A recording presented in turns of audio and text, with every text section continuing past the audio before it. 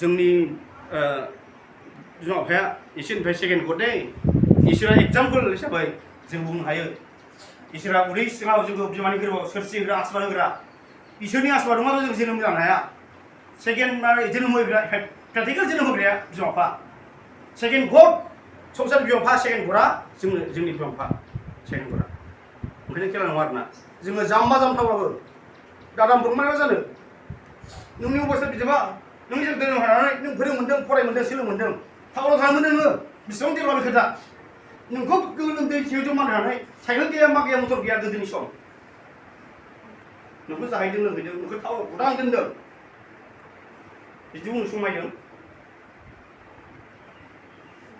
ओंखायनो जोङो जोंनि बिमा बिफाखौ साननांगौ आरोना